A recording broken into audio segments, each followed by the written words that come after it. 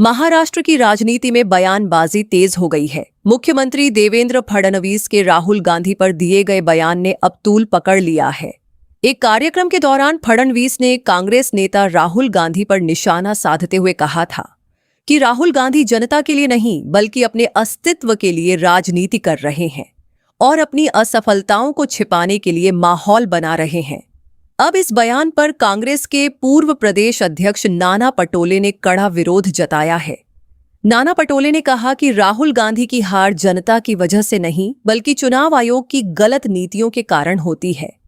पटोले ने मुख्यमंत्री पर भी निशाना साधते हुए कहा कि अगर नरेंद्र मोदी और फडणवीस में दम है तो बैलेट पेपर से चुनाव कराकर दिखाएं, तभी असली लोकप्रियता किसकी है ये सामने आएगी। राहुल गांधी ने बोला है कि मेरी जो लड़ाई है वो बीजेपी और राष्ट्रीय स्वयंसेवक की विचारधारा से, इसको कैसे देखते हैं? देखिए, राहुल गांधी की लड़ाई ये केवल खुद के अस्तित्व की लड़ाई है। उनकी लड़ाई ये केवल लगातार जो उनको हार मिल रही है उसमें से अपने नेतृत्व को कैसे बचाए, और आज कांग्रेस पार्टी में अंदरूनी तरीके से बहुत बड़े पैमाने पर ये हमको जीत दिला नहीं सकते, इनको हटाया जाए, इस प्रकार का एक बहुत बड़ा माहौल तैयार हो रहा है। उस माहौल को भटकाने के लिए इस प्रकार की बात वो करते हैं। राज्याचे मुख्यमंत्री देवेंद्र फडणवीस यांनी राहुल गांधींच्या बद्दलचं जे वक्तव्य केलं त्याचा मी निषेध करतो। राहुल गांधी हे स्वतःच्या अस्तित्वाची नाही, भारताच्या जनतेच्या अस्तित्वाची लढाई लढत आहे।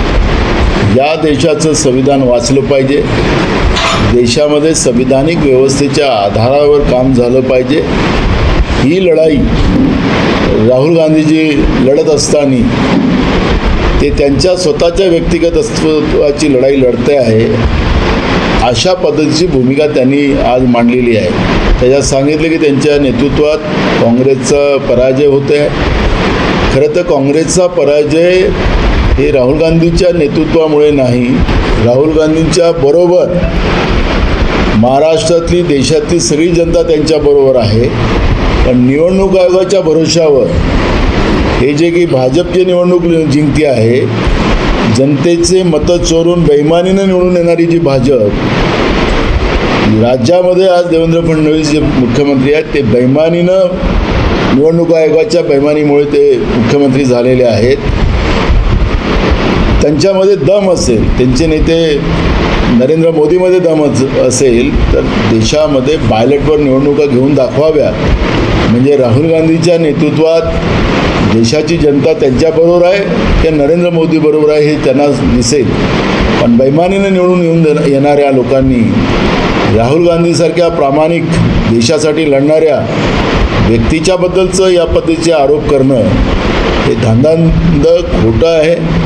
हे मूळ विषयाला जे सरकार जे महागाई असेल, बेरोजगारी असेल, शेतकऱ्यांवर सातत्यानं होणारा अन्याय आणि त्यांच्या होणाऱ्या आत्महत्या आणि इराण, इस्रायल आणि अमेरिकेमध्ये पाकिस्ताननी मध्यस्थी करून ते युद्ध थांबवलं आणि भारताची प्रतिमा जे स्वयंभू विश्वगुरू नरेंद्र मोदीचं गवगवा करणाऱ्या अंधभक्तांनी आता का तोंड बंद झाली आणि अशा पद्धतीचे जेव्हा प्रश्न विचारतात त्यावेळेस राहुल गांधीबद्दल बोलायचं आणि ह्या सगळ्या विषयाला डायव्हर्ट करायचं, हा जो प्रयत्न देवेंद्र फडणवीसांनी सुरू केलेला आहे त्यांनी तो थांबवावा अशी आमची भूमिका आहे।